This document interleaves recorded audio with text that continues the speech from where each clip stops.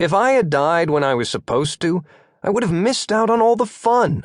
I never would have played around with an iPad, iPhone, or anything. And all the e-stuff, like emails and eHarmony, would have been as impossible for me to imagine as a troll-free internet is today.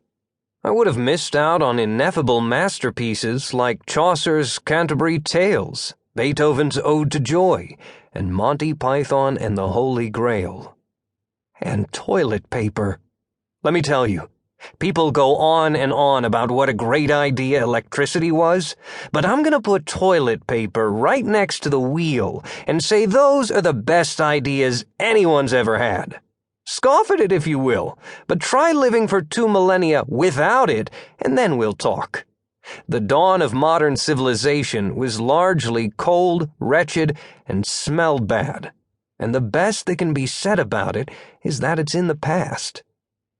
Once I got past my 5th century, it was the little things that made life worth living for such a long time. It's the little things that keep me grounded in the present and loving it, like hunting with my hound Oberon. We do the kind of hunting where you really don't care if you find what you're hunting for, because, in truth, you just want to spend time in nature with your friend. We were driving together to the Kaibab Plateau, a unique ecosystem north of the Grand Canyon, in a gas sipper I'd rented for the purpose. "It's good to get out of town, Atticus," Oberon said, his words filtering into my mind through the special bond we shared. It's not the kind of bond I'd form with just any creature. For one thing, it's a lot of work, and not all creatures are as smart as Oberon, or even willing to talk about anything except food and sex. But once in a while, it's worth it, to slow down and see the threads connecting all living things to the earth, to take up the threads of this horse or that bear, bind them for a short time with my own, and see the world from their perspective. With Oberon, I'd made the binding much stronger, so that he absorbed my language over time, and I didn't have to think in pictures and emotions with him. His head was thrust out of the window now, and his tongue flapped on the side of his face. "The air is so much cleaner up north." "Couldn't agree with you more," I replied. "Why don't we do it more often?" he asked. I struggled to come up with a simple answer that wouldn't make him worry. The truth is, I should have died before Jesus walked the earth. And one Irish god, Angus Og, still wanted me dead for getting the better of him 2 millennia ago.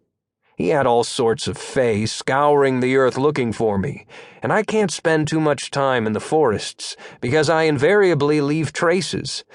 Ridiculously happy trees, basically, since I'm the last druid in the world and they tend to geek out when I show up.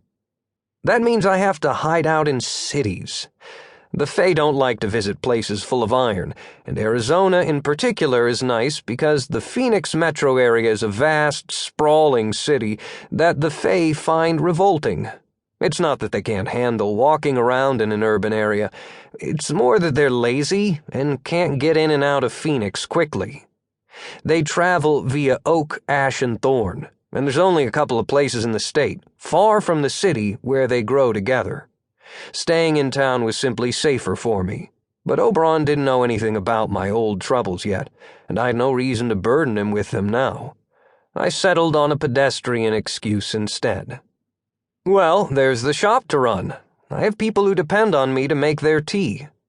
I run a New Age bookstore in Tempe, near Arizona State University, and in one corner of the store I sell bulk herbs as an apothecary, and brew some proprietary medicinal teas that my customers find simply miraculous. I have a group of regulars who come in every day for a shot of mobility, a blend that relieves their arthritis and makes them feel springy and bouncy and 10 years younger. There's nothing especially miraculous about it, nor is there anything mysterious about most of my teas. It's just that I have 2,100 years of experience as an herbalist, so I know a wee bit about drug interactions.